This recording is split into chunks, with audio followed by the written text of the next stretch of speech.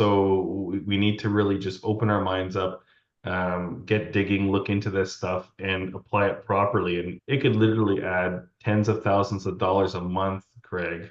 I've seen it. I've seen it in our facility and other facilities that I coach, 10, 20, 30K extra per month when doing this properly. Hey, Angelo, I think we're kind of going back to the same well again, but I think it's well worth it.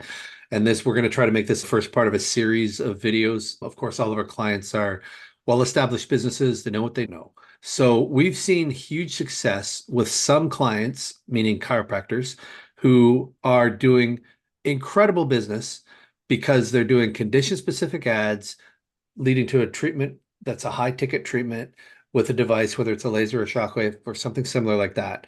And along the way, some of them are splitting off then and adding, more chiropractic care to those people, whereas others are just seeing that as a means to an end to a high payoff business model, which I think both are viable. But what I keep coming back to is I keep finding chiropractors who have, and forgive me, an older style of thinking about chiropractic and the pure chiropractic principles, which is harder to convert to the group of people. And we've talked about this in the past, won't go over it again, but there's a small percentage of people who already have that mindset. So we want to appeal to the masses. But I was hoping you could speak to not only your journey, but some of the resistance that some of these docs are having towards incorporating something like this into their practice.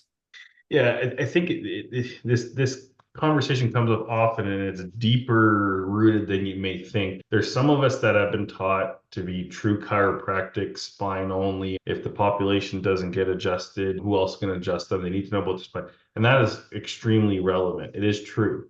The other side of it is there's some chiropractors that would never touch the spine and would do only soft tissue and never look at the spine and never look at conditions, never pick up a device. So I think the bigger question is we need to stop thinking in a dogmatic way. People are Right. listening to this. Some things work for some people some of the times. We need to have a diverse toolbox. We need to have a diverse way of thinking, of approaching people so that we can talk to them on many languages and treat them in many different styles, right? You could still be principled in chiropractic. And guess what? You could also have a device and do some therapy. You could. And I actually think it's a duty. Because someone comes into our care, and this is the way that I was taught, or the way that I thought was, I'm going to adjust your spine and I'm going to not cure everything, but it's going to fix a lot of things. And I don't do therapy. It's below me. Go down the street and basically it's someone else can do it. Yeah, That's go do that. And the problem was is they weren't. And you try to refer them and they would never get there. And they'd come back and guess what they'd be asking about their shoulder well, and that about was good. I know that you're on a run here, and I'm sorry to interrupt, but that's okay. we've had clients in the past where I've said, let's run a condition specific ad. And they go, no, I don't want to do that. And I said, well, if I just walked in the door and had a sore shoulder, would Yeah. you be able to treat me? Their answer was yes. And I said, well, what's the difference? Now I've had other clients who said, well, I'd refer you to a physiotherapist. So even with those two guys who sort of come from the same school, they both had different answers. It's just this people will point to this and go, they don't care about our philosophy, they don't care where we learn stuff, people don't care. And you're a patient. I don't think you care, what you care about what the issue is at this moment. And a good chiropractor has to address it and either treat it or help you or get you somewhere else. That is the duty. It's the code, right? We have to. So that's fine. I respect people who push on and refer, but I would even refer and follow up with the referrals, making sure. And what I got tired of was nobody was doing it the way that I would do it. Nobody was doing it from a natural point of view. And physiotherapists, no disrespect, but they see people for 3, 4 times and then push them out the door. So I said, well, if they're not going to do it properly, I'm going to do it and I'm going to run it. And actually, it strengthened my chiropractic philosophy because it was like now I can really hone in and go, hey, by the way, in this part of our clinic, someone's going to look at that shoulder and we're going to, that's where we got our first laser. Now we got shockwave and we got a physiotherapist because now I can clearly define. I wasn't in my room dealing with 10 things. It actually liberated Carla and I to just free flow and just adjust people. I got a bad shoulder. Great. I'm going to make an appointment with our therapist, or we're going to put you over to a kinesiologist, and we're going to deal with that over there. A lot of chiropractors do everything, try to solve everything all under one visit, all under one roof in 10 minutes or 20 minutes or half an hour, and they bill 50, 60, $70 versus some clinics are billing $250. Right. So as this is not just a business point of view, but are we also giving too much all at once and giving care away?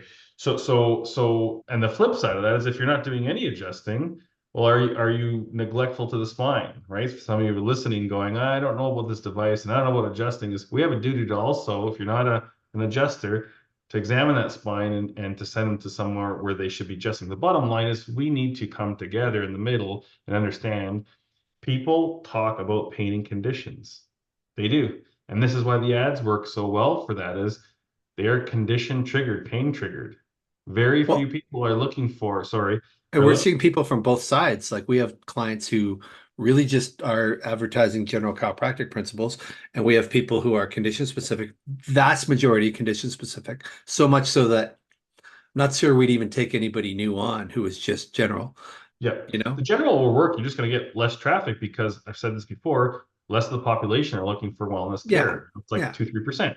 No problem. We can do the ads, but you're going to get 2, 3% of like you're going to get way less for what you're sorry about that for way less for what you're spending.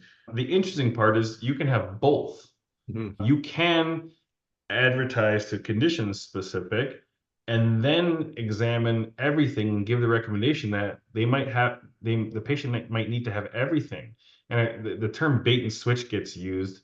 It's not bait and switch. You actually are addressing the shoulder condition, but also examining the spine and going, listen, you're going to heal faster and longer and better if you get adjusted as well. And what we're finding, if you do that artfully, Greg, in our clinic, 40, 50% of the patients will start both. Yeah, so that's probably another podcast about, because both options are right. Some people, some docs want to spend more time and build their adjustment side of the practice, whereas others want to farm it out to colleagues within their practice, like a Yeah. kinesiology or a physio. And Yeah. both of those things are good things depending on what you want. But they all do start with doing condition specific and having a device because obviously the primary goal is to help people as much as possible, but it's also nice that it's a great business model too. So I think that could be a totally different topic, and Carla might be able to help out on that because she does this very artfully as a clinic coordinator. She looks at it not just as a treating practitioner, but what does this person need? And if they need 3 or 4 things, she demonstrates the need for that, lays it out about 50% of the time. The patient understands, okay, that makes sense. The spine's connected to this shoulder. I can see how I need to get adjusted. Plus, the device is going to take care of the soft tissue. Right. And not only helping patients faster, your revenue is doubled. Right. So it can be from a And it's business almost point of like view. we're apologetic for thinking that. We're not supposed to care about that. Yeah. Well, because patients first, practice follows. Right. That's my motto is give the patient what they need 100% of the time. If they need both, tell them. If they need 6 things, tell them. If they need one thing, tell them. And then worry about the business. But a lot of people get a little bit hung up on trying to give the patient the best deal. And, I had a client who says, well, I don't charge to read their x-rays. I'm trying to save them, patient. A client being a chiropractor. And I kind of thought like, well, why aren't you charging for your time? Chiropractors have this mindset of sometimes this lack mindset of I don't know if I should be charging that patients don't have money. Patients have money. They're spending money on wellness care. They're spending on trips and vacations and wellness and that kind of stuff. They will do it if we can communicate artfully. So I think we should hop on another call and talk about how to have patients from a clinical coordinated model or delegated care model to get patients to start 2 or 3 things at once. We can do that down the road. But I think for this, opening up the mindset on coming into the middle, and if you don't have a device, get a device, use it properly. And if you don't do any of this stuff in the middle, start to think about having a delegated care, someone else, a good machine doing a good job for the patient. Shockwave and laser, by the way, have a ton of peer-reviewed research. I know some people, chiropractic wise, or even people who just do soft tissue, look at these devices, go, oh yeah, that's like ultrasound, or that's like, muscle stimulation. Those things are all don't work. Well, it's not true. These newer devices have a lot of peer-reviewed research. We've read it, we've seen it, and we've seen these things work. So these devices do work, sometimes just as good as hands-on, if not even better. If you're someone who just wants to put it in your tool bag, it becomes overhead. But if you're going to use it as a revenue generating tool, it pays for itself right away. Again, this is more of a delegated care model. This is probably the second call we should probably, or part three is delegating the care. I don't think we should be or need to be the one actually holding the wand. It Right. doesn't actually make sense. We're clinical coordinator or adjusting patients, not that we're below it or above it. It's just we can go on and do other things that we have the skills to do. We can train someone to do it. So that machine can be running while you're in the clinic or while you're at home, right? This whole passive, people talk about passive income. I don't know if you get this topic a lot. Probably another series we should do is this passive income. I'd like to have passive income. Well, what does that mean? What does it look like? And people got to understand. Yeah, you could hire a person, but are your fees right? And to cover the person you hired, like it's more complicated than just hiring someone and throwing a device in their hand. We got to make sure schedules are full, which is what the ads do. We know the ads bring in 40, 50, 60 new patients, making sure that the person's trained properly and making sure we're pricing our product properly so that we cover that overhead, right? So, some people say, I'll get a staff member to do it. Yeah, but if you're charging $30 or $40 for it, you probably might be losing money. So you got to structure fees in a way that it becomes profitable, but you can create good passive income by having a good device or two and people properly trained to do it. I Okay, like to so use anybody's hearing this who's going, "Oh, this gives me heartburn." Your advice to them is to, like, I've had one of our clients say it literally turns their stomach because it goes against their yeah, existing thinking. and I mean I've learned at this point in life to it's okay to be polarizing and I'm okay with that. You're putting their own things first ahead of a patient. You have the duty to refer on for non-spinal problems. So it's fine, but you better have a good referral system sending that patient where they need to go. If it turns your stomach, no problem, but you need to be referring on to other avenues. But I think three things we should talk about down the road is how to maximize that patient. The next call is how that patient comes in, how do they start chiropractic and a device. The second thing is talking about passive income. How can we really turn this into passive income where you could be sitting in your on holidays or sitting at home on a Friday afternoon and your clinic is churning money.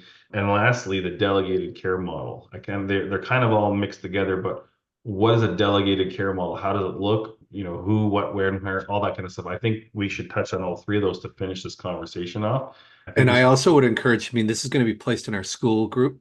I'd strongly encourage people, regardless of how they feel about it, to ask questions, start a conversation. Like, I get a lot of private messages from our clients saying how great this is. And I always wish they would put comments in the community there or put comments under the video because yeah, I think this is, none of us are smarter than all of us, you know? yeah. And what did you say? It's not what you think you know is the problem. I was taught that years ago by my first mentor. It's Yeah. not what you don't know, because everyone thinks they need to know new stuff. It's what you think you know. And we all think we know this stuff inside and out, and especially people who are in their game for 10, 15, 20 years. Well, I know that. That is a worst way of thinking. So hop on these videos, click, ask questions. Let's all learn together and challenge us, right? I'm okay to be Totally. challenged. And I think you're okay to be challenged. So Oh, yeah. it's the purpose of the school group. And I'd love to continue this conversation in the next two or three parts because I know there's a lot of our clients that have these devices and I think they can really maximize them. And you know, as well as I do, we've seen some that have come on board that have gone from, yeah, we have these things, but they're just tools to changing their mindset and all of a sudden blowing up. So Yeah, I could so tell you, if you're I could not tell doing you that yet, you need to be doing that. from a monetary point of view and also patient care, people who do a ton of soft tissue, I can tell you there's more peer-reviewed research for laser than there is for soft tissue. So we need to really just open our minds up, get digging, look into this stuff and apply it properly. And it could literally add tens of thousands of dollars a month, Craig. I've seen it. I've seen it in our facility and other facilities that I coach, 10, 20, 30K extra per month when doing this properly. That's awesome. That's Yeah. amazing. Yeah. Yeah, We I'm can't not make going to cut money, it. and run a practice at the same time. That's impossible. You're No, not right, supposed to do exactly. that. Yeah. Right on. No, Okay. but topic for another day. But I hope this is a good starter, and I think we should follow up on it. Awesome. Yeah, Thanks, Angelo. no problem.